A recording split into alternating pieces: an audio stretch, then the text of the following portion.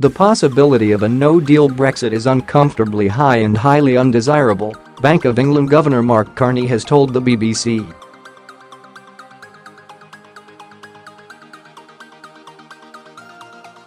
Mr Carney said the prospect of the UK leaving the EU without a deal was a relatively unlikely possibility, but it is a possibility.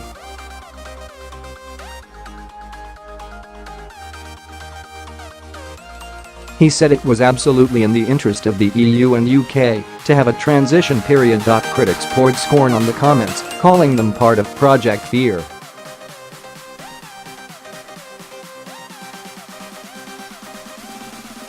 Mr Carney's warning came ahead of Theresa May's meeting with French President Emmanuel Macron at his summer retreat on a small island off the French Mediterranean coast.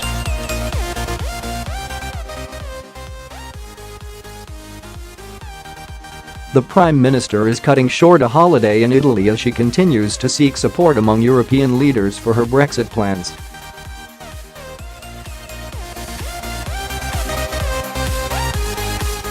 The bank governor told the BBC that the financial system was robust and could withstand any post-Brexit shocks. We have made sure that banks have the capital, the liquidity that they need, and we have the contingency plans in place, he told the BBC's Today programme.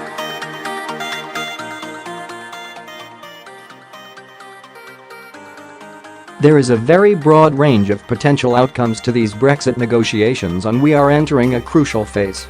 The pound declined on the currency markets in the wake of Mr Carney's comments, falling below the $1.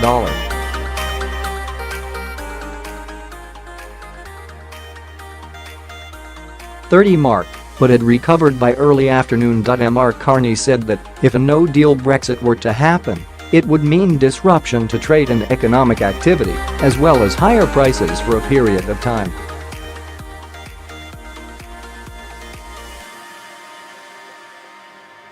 Our job in the Bank of England is to make sure that those things don't happen. It is relatively unlikely, but it is a possibility.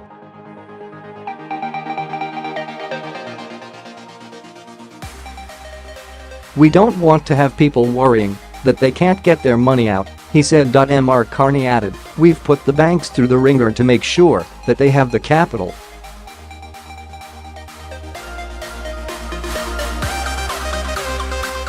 Whatever the shock could happen from, it could come from a no-deal Brexit. We've gone through all the risks of a no-deal Brexit.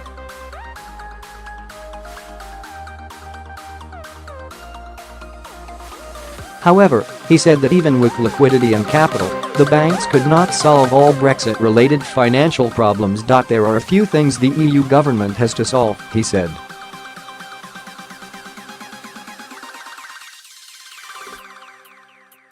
The UK has taken all the steps, all the secondary legislation it needs to. The European authorities still have some steps they need to take.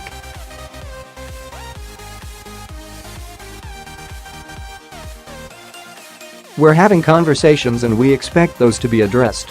The governor of the Bank of England doesn't say anything by mistake.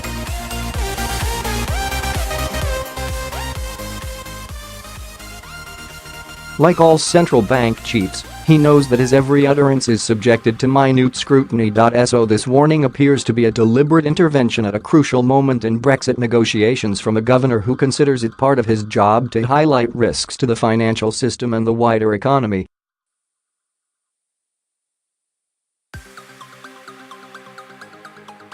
Others consider him too political. By half his previous statements were labeled beneath the dignity of the bank by leading Eurosceptic MP Jacob Rees-Mogg.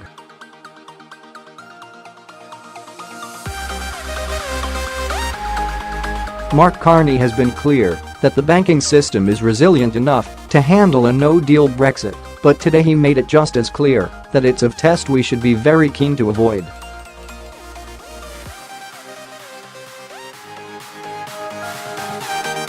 As he has pointed out in the past, the UK is the financial hub for the whole of the EU, so leaving without a negotiated settlement would have serious consequences for both sides.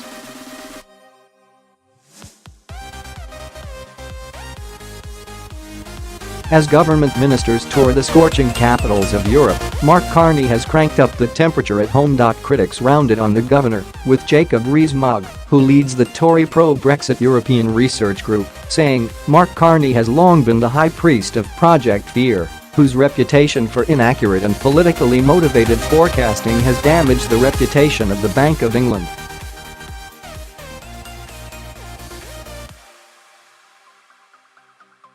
The former Work and Pensions Secretary, Ian Duncan Smith, said, "There is no such thing as a no deal, as the World Trade Organization is where the EU and the UK are already, and as a rule-based organization, both sides would have to abide by those rules."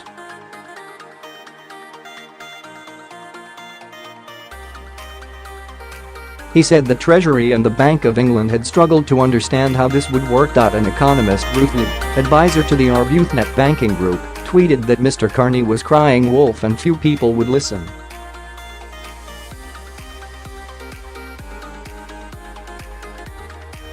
However, Catherine Bernard, professor of EU law at Cambridge University, said Mr Duncan Smith's idea of falling back on WTO rules would not work, because in that case, the UK would not be allowed to let EU goods in tariff-free without extending that to the rest of the world.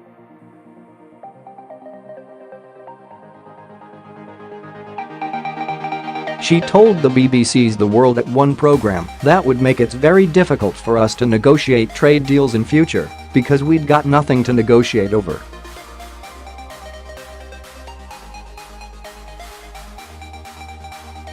We'd already given up the right to impose tariffs. Meanwhile, Sir Nick Carter, the new head of the armed forces, was asked on the Today program about reports that the army was being put on standby for a no-deal Brexit which could see troops help deliver food, medicines and fuel.